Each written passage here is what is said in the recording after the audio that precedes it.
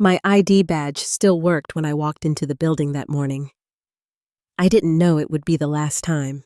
The lobby of Stratocin Technologies smelled like burnt espresso and new carpet, the kind of corporate optimism that hides panic behind glass walls.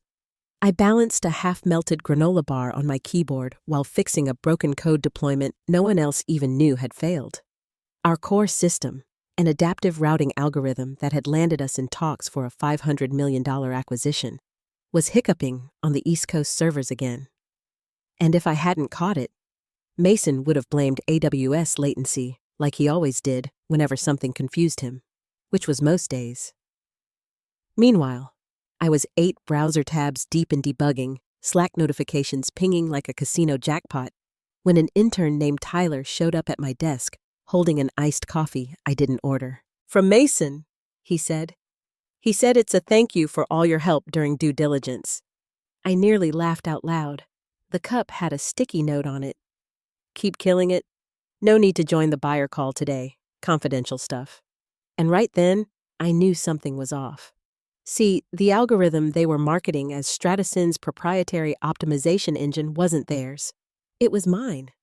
Mine from back when I lived in a rundown apartment in Fresno with 2 roommates and a whiteboard I couldn't afford to replace when it cracked. Mine from before the Series B funding, before beanbags and kombucha taps, before Mason got veneers and started calling himself a visionary on LinkedIn. Technically, it belonged to an old LLC I'd registered years ago, Langford Dynamics, back when I still believed in protecting what I built. Something in me had said not to dissolve it when HR made me sign the onboarding packet 4 years ago. I shoved the folder with those filings into the bottom drawer of my desk and forgot about it. Until now. Inside Stratocin, no one cared how the algorithm actually worked. Just that it spit out pretty graphs that impressed investors. Engineering respected me, legal ignored me, and sales couldn't even pronounce my last name. I wasn't on the leadership website. I wasn't invited to the alignment dinners with the buyers where everyone wore matching fleece vests and toasted synergy like it was champagne. But every single line of code in that system had my blood in it. Literally, once, after slicing my finger on a busted rack, I kept typing. I knew every flag, every failover condition, every hard-coded secret they forgot to scrub before demos. I wasn't bitter. Not really. You don't survive a decade in tech as a woman without learning to eat quiet dignity like oatmeal. I had my team, my rhythm, my small corner of order in the chaos. And then the acquisitions started to move. The suits arrived, Mason surfing the wave right to the front, suddenly Chief Innovation Officer, suddenly quoted in trade blogs. My Slack pings slowed. Meeting invites disappeared. Tickets I'd opened were reassigned to names I didn't recognize. At first, I thought it was just transition noise. We'd all get bonuses, I'd take a week off in Yosemite, maybe finally buy a real chair. But then one morning, the DevOps lead pinged me. "Hey, where did this dependency come from? It points to a private registry. Recognize the name Langford Din?" My breath caught. That was the old package name. My LLC's, the one I used for private builds. I felt the hair on my arms rise like static before a storm. That night, I went home, dug through a fireproof box in my closet, and found the incorporation binder. There it was, my name, my signature, the clause on software retention rights. I poured a cheap glass of red wine, logged into the state business portal, and flipped the status from inactive to active. Just like that, Langford Dynamics existed again. They didn't know it yet, but they would. And when they did, they'd understand that the quiet woman in the corner wasn't decoration. She was the foundation. 2 days later, Stratocin held an all-hands meeting in the auditorium, which was really just the converted break room with a projector that never worked right. Mason stood on stage next to a flickering PowerPoint slide that said, "A bold new chapter in Helvetica." He jabbed the HDMI cable like it had personally wronged him, trying to get it to connect to his laptop while half the team scrolled Slack under the table. When it finally worked, he grinned like he'd invented electricity. "We've entered a historic deal," he announced, pausing for effect. Stratocin is being acquired by Varagon Global Solutions for $500 million. A few cheers, polite claps. One guy near the back muttered, "Guess we're wearing ties now." Mason kept smiling like he'd cured cancer. He said words like synergy and scalability and vision. But all I could think about was how the deal wasn't about him, or our flimsy dashboard UI that crashed if you clicked too fast. It was about my optimization engine, the crown jewel they were about to sell without even saying my name. When the applause faded, Mason adjusted his cufflinks, cheap silver, pretending to be expensive, and said, "Let's keep this tight. Don't speculate on social media, and if you're not part of the core team, stick to your lane." His eyes landed right on me when he said it. Not subtle. I smiled politely, small, professional. Inside, though, something clicked. Not anger, just clarity. The kind that comes when you've finally had enough of pretending not to see what's happening. After the meeting, I walked back to my desk, ignored the emojis flooding Slack, and opened the bottom drawer I hadn't touched in years. The folder was there, edges curled and yellowed. Inside, a printed provisional patent draft. 5 years old, my name at the top, Langford Dynamics at the bottom, and language that might as well have been written in fire. It detailed every branch of the optimization logic, every formula that had evolved into the algorithm Stratocin was about to sell. Back when I wrote it, I'd thought I was just being overly cautious. Now I realized it was my life vest. One clause stood out like a beacon. Any derivative commercial use without a licensing agreement remained under the sole control of the original author. I leaned back in my chair and exhaled slowly. I wasn't going to burn anything down. I wasn't going to beg either. I just wanted acknowledgement. And maybe a little justice. Later that afternoon, I got the message that would light the fuse. I tried opening the integration checklist we'd been maintaining for months, but instead of loading, it spat out, "Access denied. You do not have permission to view this document." No warning, no heads up. Just a lock slammed shut in my face. For a full minute, I just stared at the screen. Then I got up, calm and deliberate, and walked toward Mason's office, the one with the fake bonsai tree and a framed poster of an astronaut that said, "Think bigger." The door was cracked. Inside, he was leaned back in his chair, shoes off, laughing on speakerphone with someone from Varagon. "She's smart, sure," he was saying, "but this is senior-level stuff. We need strategic thinkers, not just coders." I pushed the door open. He jumped like I'd materialized out of thin air. "Oh, hey, Aaron," he said, covering the mic. "What's up? You revoked my access." He smiled that half smile he used when lying to interns. "Just temporary. Nothing personal. Need to know basis. Above your pay grade." He actually said it, out loud.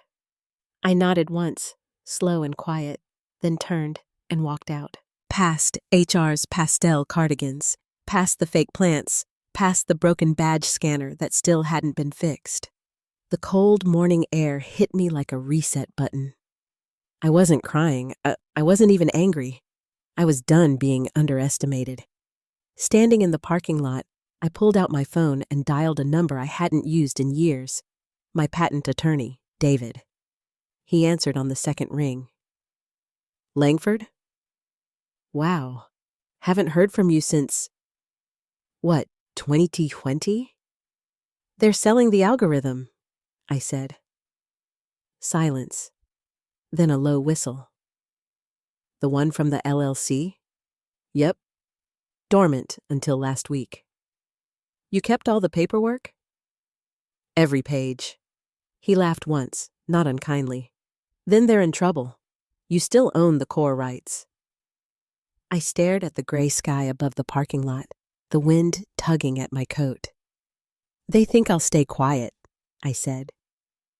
"Well," David said, voice steady and sharp, "let's remind them who built the engine." The next morning, started with a kind of clarity that only comes from anger cooling into strategy. I brewed coffee strong enough to peel paint and dumped the contents of my filing drawer onto the kitchen table. Papers, receipts, old USB drives, a stack of tax forms, years of clutter, but somewhere in that chaos was my leverage. I worked the way I used to code, quiet, obsessive, every detail mattering. Within an hour, I had the full chain of proof lined up. Articles of incorporation for Langford Dynamics, the original provisional patent, commit logs from early builds, and an archived email from Stratasyn's former CTO, thanking me for independently prototyping the module before the company even existed. That line alone was gold. A time-stamped acknowledgement that the algorithm was mine before Stratasyn was even formed. By noon, I had it all organized in a black binder labeled Root Access. It felt symbolic. I called David again, and this time he looped in a younger associate from his firm named Riley, sharp, fast-talking, with the calm confidence of someone who enjoys dismantling corporate arrogance for sport. We met that afternoon at a cafe across from the county courthouse in Palo Alto. Riley was already scribbling notes when I arrived. "You built this entire thing before you joined Stratasyn?" she asked, eyes scanning my documents. "From scratch," I said. And the company never asked for an IP transfer. They assumed NDAs covered everything. Riley raised an eyebrow. "That's not how any of this works." I smiled thinly. "Mason doesn't do law. He does vibes." David chuckled. "Well, Aaron, those vibes just turned into leverage." While they worked through the filings, I stared out the window across the street. The Stratasyn building gleamed in the distance, all mirrored glass and empty slogans. I could almost see Mason pacing around with that overconfident smirk, rehearsing another speech about vision alignment. He'd built a brand on my backbone, and he had no idea that the foundation was shifting beneath him. That evening, I went back to the neighborhood cafe across from Stratasyn's office, not to go in, just to watch. Through the glass, I could see Mason leading a board meeting in the atrium. He gestured too much, like a politician selling a dream he didn't understand. A few execs laughed a little too loudly. The engineers didn't. Then I spotted Nate, my old teammate, slipping out early with dark circles under his eyes. I texted him one word. "Coffee." 10 minutes later, he slid into the seat across from me. "He's presenting your deck," he said before I could ask. Word for word. "Let me guess," I said. "He renamed the module?" Nate groaned. "Oh, yeah. It's called the M-Core engine now. M for Mason." I snorted. "Subtle." He leaned closer. "Aaron, the buyers asked for repo access. Mason told them it's all centralized, but I checked the logs. You're still listed as the original owner." I blinked. "You mean he didn't revoke my permissions?" "Either he doesn't know how," Nate said, "or he doesn't realize your old credentials are still linked." I leaned back slowly. My code, my LLC, my credentials, all invisible threads connecting back to me. Mason thought power came from titles. He never understood that real power sits quietly in access controls. "Thanks, Nate," I said. "And don't worry, I'm not going nuclear." He nodded, half relieved, half skeptical. Later that night, Riley called with an update. "We verified your LLC reinstatement," she said. "It's active under your name. You retained full ownership and licensing rights to any derivative algorithms. That language you wrote 5 years ago? It's airtight." I exhaled, pacing across my living room. "Good, but don't file anything yet. Timing's everything." Riley hesitated. "Why wait? You could send a demand letter tomorrow." "Because," I said, "I want them comfortable. I want them confident. The knife cuts deepest when they don't see it coming." There was silence on the line, then a quiet laugh. "You're colder than Mason thinks." "Not cold," I said. "Precise." That night, I worked until dawn, organizing evidence by timeline. I wasn't planning to destroy Stratocin. I wanted something cleaner, correction, not chaos. Ownership, not revenge. When the sun came up, the world looked sharper somehow. Mason was still out there thinking he'd outmaneuvered me, but he'd built his entire empire on code that wasn't his to sell. And when the papers finally dropped, they wouldn't just shake his deal. They'd freeze it solid. By the time Friday rolled around, the air inside Stratocin felt electric, tense in a way that told you everyone knew something was brewing but didn't want to admit it. The acquisition signing was less than a week away, and Mason strutted around like a CEO in waiting. The guy even started wearing blazers, which was almost funny, considering he used to show up to code reviews in pajama pants and slides. The press was already calling him the mind behind Stratocin's proprietary optimization engine. Every headline felt like static in my skull. I didn't need public credit, but I wasn't going to watch him sell my work and call it his masterpiece. That afternoon, I met Riley again at her firm's office downtown. She'd already pulled up the LLC's reinstatement confirmation and cross-referenced the filings with the patent draft. The desk between us was covered in yellow legal pads, binders, and her laptop glowing with the kind of calm efficiency I envied. "It's all airtight," she said, tapping a line in the document. "Your LLC retains full licensing authority. That means any commercial use without your consent violates both state and federal IP statutes." I nodded. "So, if Varagon tries to finalize without my name on it..." She smiled slightly. "They won't. Not after they see this." David joined on video call from his office. "We draft the notice, file it with the Secretary of State, and CC both legal teams," he said. "But you decide the timing." "Not yet," I said. "Not until Mason's neck is fully out." Riley raised a brow. "You really want to wait until signing day?" "Exactly," I said. "I want the sound of the pen on paper before the panic hits." She laughed softly, shaking her head. "Remind me never to get on your bad side." When I left the office, dusk had settled over the city, painting everything in dull orange. I walked to my car slowly, thinking about what was about to happen. This wasn't sabotage, it was correction, finally putting the truth back in the record where it belonged. The next morning, I didn't go into the office. I worked from my kitchen table, surrounded by binders, old notebooks, and my cat asleep on a stack of invoices. My apartment smelled like burnt toast and printer ink. Riley texted me updates throughout the day, minor tweaks to phrasing, jurisdiction checks, the kind of minutia lawyers love. I approved every line. At noon, she sent me the final draft of the licensing demand and notice of proprietary interest. It wasn't emotional, just facts. Any continued commercial or transactional use of the Langford optimization engine or derivative algorithms shall require acknowledgement of authorship and negotiated licensing terms. It was clean, cold, and legal.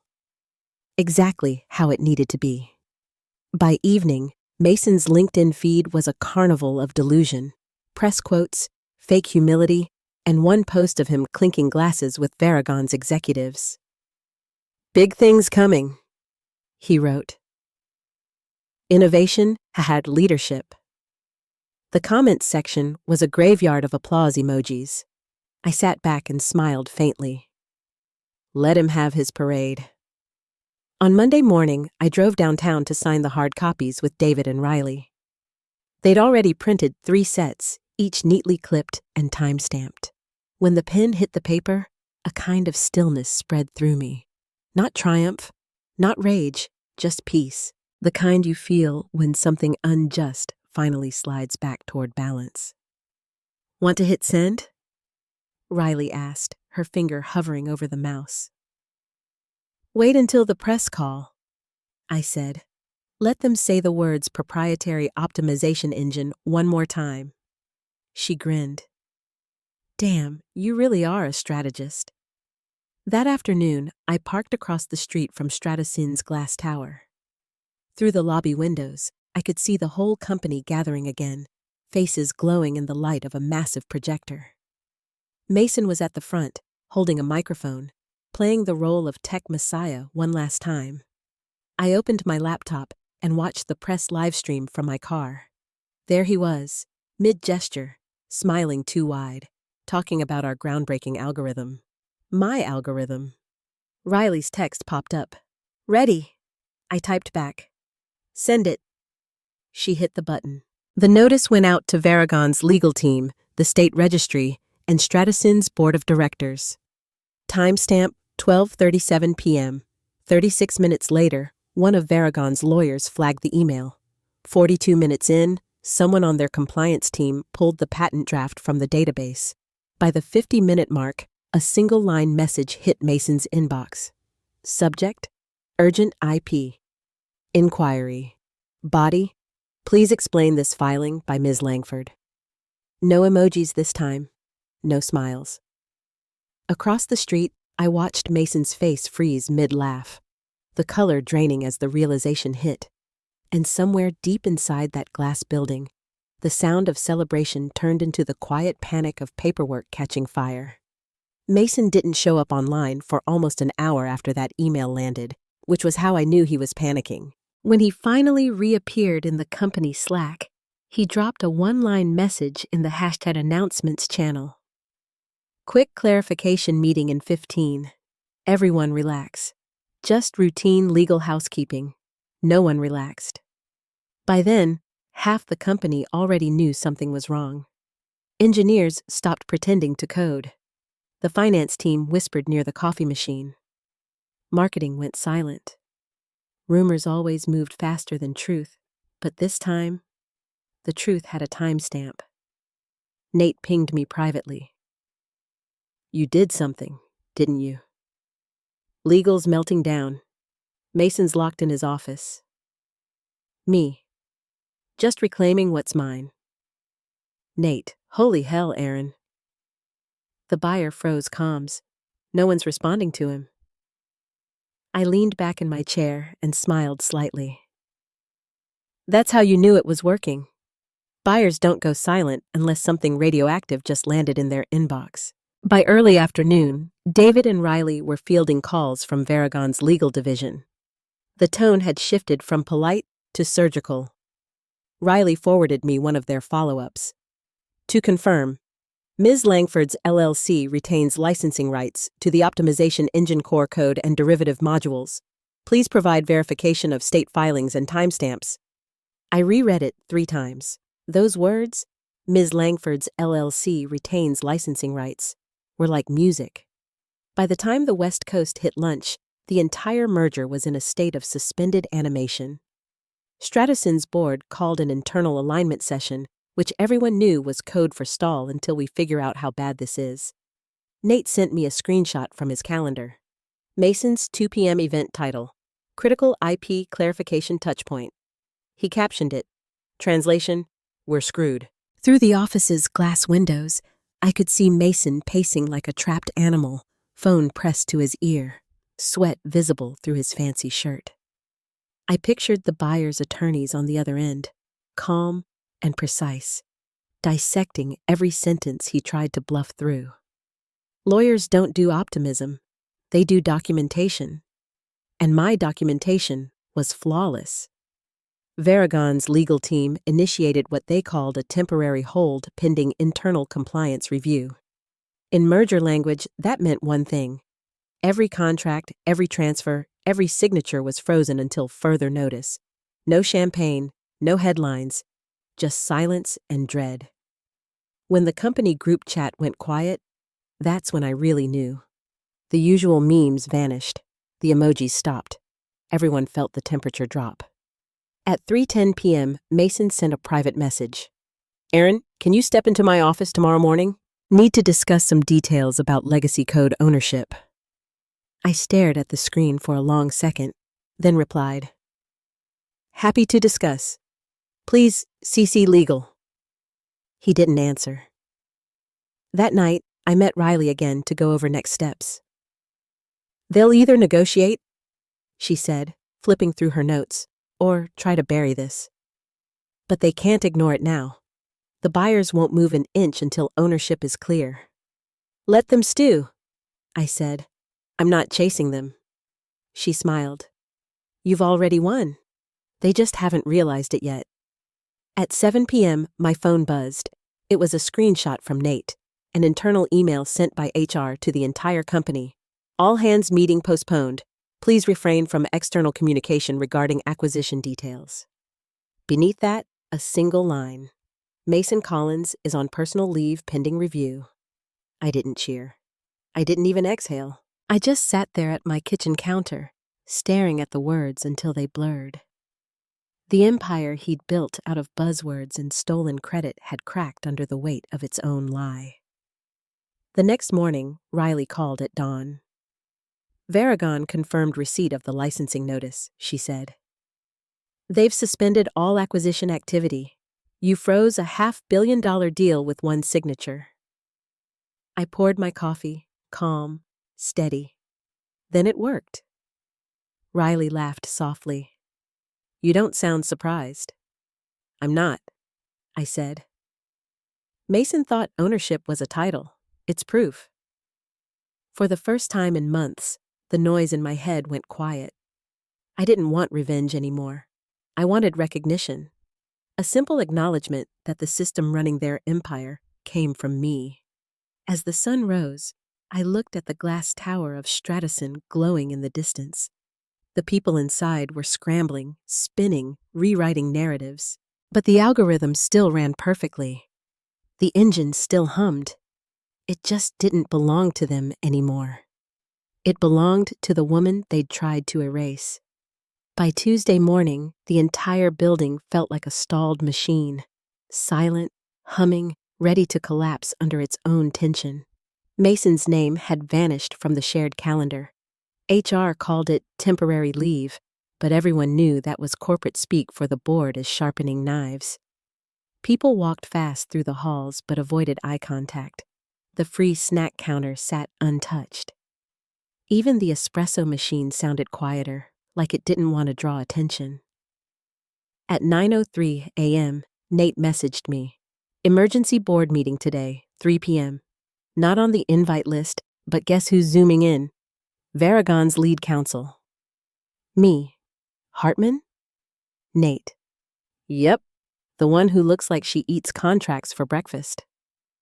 I smiled. That tracked. I wasn't invited, obviously. But Nate, either by accident or chaos, left me copied on a thread where the agenda and link were pasted. So, at 3 o'clock sharp, I sat on my couch, laptop open, earbuds in, coffee going cold beside me, and watched the whole thing unfold like a courtroom drama with bad lighting. Mason opened the call, his voice higher than usual, wearing a forced grin that didn't reach his eyes. Obviously, this is just a small misunderstanding, he said, pacing. We've reviewed the IP filing, and it's a clerical mix-up. The module was developed under Stratison's umbrella, so we just need to align documentation. Martin, the CEO, a man who always looked vaguely like he'd rather be golfing, didn't smile. A clerical mix-up, he repeated flatly. That's your statement? Yes, Mason said too quickly. Things get blurry in open-source environments. Shared commits, collaborative pushes, you know how it is. Martin turned to legal. Is it blurry? Philip, the company counsel, shifted uncomfortably. We're reviewing the documents submitted by Ms. Langford's attorneys, he said, clearing his throat. There appears to be substantial indication that her LLC retains exclusive licensing rights to the optimization engine. Hartman unmuted herself from the Varagon side, the picture of composure. There's no indication, she said evenly. There's proof. She held up a document to the camera like a piece of evidence. This is the original provisional patent filed 5 years ago under Langford Dynamics. It explicitly grants the owner exclusive rights to any commercial use of the optimization logic. The silence that followed could have frozen air. Martin spoke first, voice clipped. So, Mason, explain why this product, our supposed proprietary engine, has another entity's name attached to its source code. Mason blinked, mouth opening and closing. It's a shared development history. Aaron contributed during the early stages, but all employee work belongs to Stratocin. Except, Hartman interrupted, flipping to another page. She wasn't an employee when she developed the algorithm. Our audit confirms her commit history predates Stratocin's incorporation. Her words were knives wrapped in velvet. You can't sell what you don't own, she added. Mason stammered. That's the problem with startups. Documentation gets muddy. Martin's glare could have melted glass. Are you suggesting your negligence caused this? No, I'm saying engineering should have tracked. Engineering? Martin snapped. You mean Aaron? The room went dead again. Hartman sighed. Until this is resolved, she said, Varagon is halting all acquisition proceedings. Our legal team won't move forward until ownership is clarified in writing. I'd advise you to cooperate. Then, without another word, she ended the call. The screen flickered, leaving Mason and the board staring at each other in silence. I could almost feel the heat radiating off his humiliation from miles away. Martin leaned forward, voice low and final. Fix it, he said, but there was nothing left to fix. Within hours, Varagon issued an internal freeze. Every contract, every statement, every pending transaction paused. Stratocin's investor portal quietly updated. Acquisition proceedings temporarily suspended pending internal IP verification. That night, Nate texted, Mason's locked in a conference room with legal. Everyone else is pretending to work. Marketing's cupcakes are still in the fridge. Frosting's melting. I replied, let it melt. He sent back a single emoji and nothing else. I spent that evening watching the city lights blink across the bay. Somewhere, Mason was probably drafting his excuses, trying to convince the board that I was the problem. But he'd built his empire on stolen blueprints, and now the blueprints had my signature burned into every page. At 10:41 p.m., an email came in from Hartman herself. No subject, no greeting, just a single line. Would you be open to discussing direct licensing terms? No CCs, no Mason, no Martin. Just me. I stared at it for a long time before smiling. Small, quiet, tired, but real. The algorithm wasn't dead. The deal wasn't dead. They'd just have to go through the actual owner this time. The engine still ran. They just weren't driving anymore. The morning after Hartman's email, the city looked sharper than usual, like the fog had finally decided to quit pretending it could hide anything. I sat on my balcony with a cup of bitter coffee and reread that single line again. Would you be open to discussing direct licensing terms? No Mason. No Stratocin logo. No legal footnotes trying to diminish me. Just acknowledgement. Clean and direct. It wasn't victory that I felt. It was correction. Like something broken had clicked quietly back into place. By 10 a.m., I was sitting in a glass-walled conference room downtown. The sign on the door read Hartman and Associates, Corporate Counsel. The air smelled like eucalyptus and old paper. Across the table sat Hartman herself, perfect posture, crisp navy suit, calm as gravity.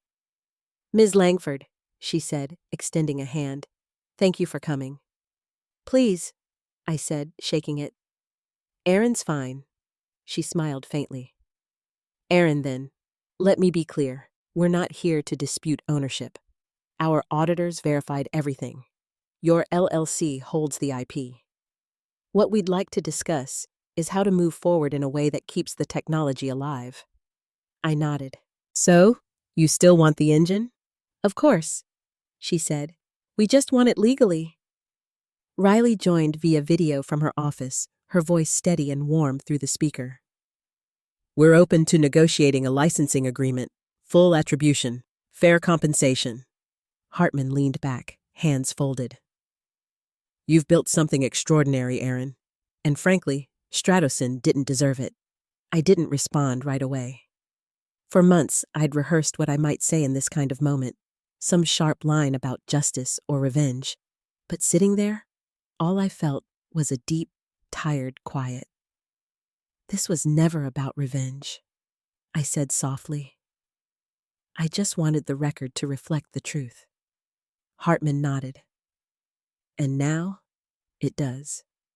We went through the paperwork line by line, adjusting clauses, defining royalties, ensuring my name stayed exactly where it belonged, on the header, the footer, and everywhere in between. By the time I signed, the pen didn't feel heavy. It felt deserved. When the meeting ended, Hartman stood and said, "You know, you stopped a $500 million acquisition cold. That's rare." I smiled faintly. I didn't stop it. I just froze it until it could thaw properly.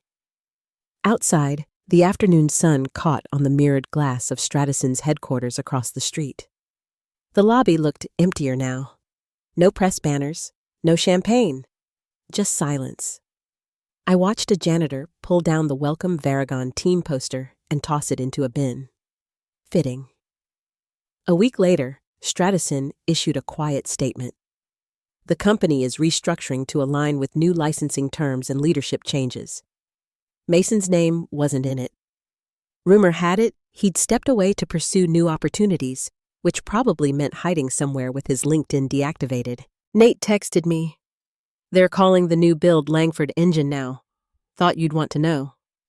I didn't respond for a while. When I finally did, I just sent, "Good. Maybe now it'll actually run right." That night, I cooked myself dinner for the first time in weeks.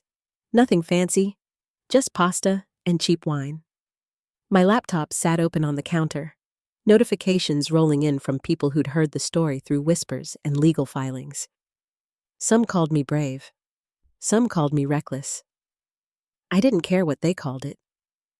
For the first time in years, I didn't have to explain myself to anyone.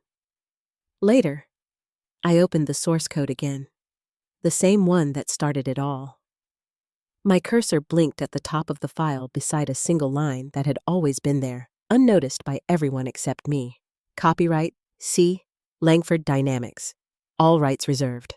I hovered there for a second, then typed one more comment underneath. Built by the person who refused to be erased. I saved the file and closed the laptop. The world didn't explode. No dramatic music, just quiet, steady breathing. The company didn't collapse. The tech didn't vanish. The engine still powered fleets, saved companies millions, kept workers employed. The only difference was that now, every time those systems ran, they carried a name, my name, etched invisibly in their code. I thought about Mason then, not with anger but with a kind of detached gratitude. He'd tried to erase me, and in doing so, had forced me to remember exactly who I was. When I finally turned off the lights, the city outside buzzed low and constant. Somewhere out there, someone was still typing, still dreaming, still building something worth protecting. And maybe, just maybe, they'd remember to put their name on it first. Because the engine always runs. But the name on it, that's what makes it yours.